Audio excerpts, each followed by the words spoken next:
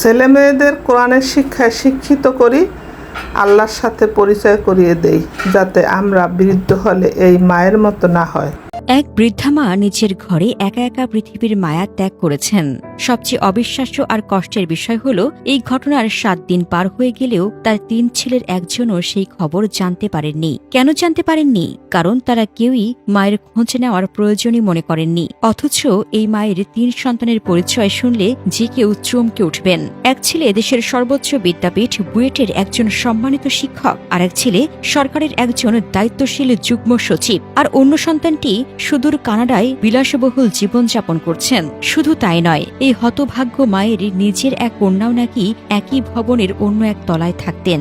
অথচ মৃত্যুর পর 7 দিন পার হয়ে গেল, মায়ের ঘরের দরজা খুলে কেউ একটাবার উঁকি দিয়েও দেখল না যে বৃদ্ধা মা কেমন আছেন।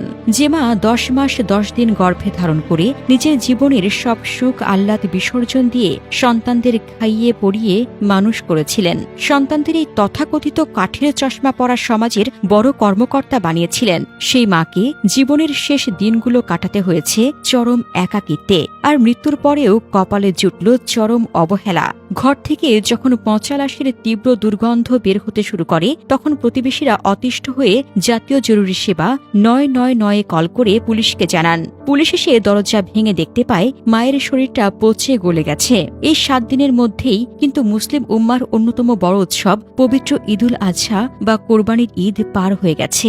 ভাবলে বুকটা কেঁপে ওঠে। এই পাষাণ সন্তানেরা মায়ের কোনো খোঁজ না নিয়ে মাকে ছাড়া কিভাবে কোরবানির মাংস গলায় গিললেন?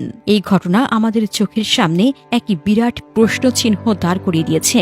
আমরা আমাদের সন্তানদের ডাক্তার, ইঞ্জিনিয়ার বা বিশ্ববিদ্যালয়ের শিক্ষক বানানোর জন্য লাখ লাখ টাকা খরচ করছি, কিন্তু তাদের ভালো মানুষ বানাচ্ছি কি? আমরা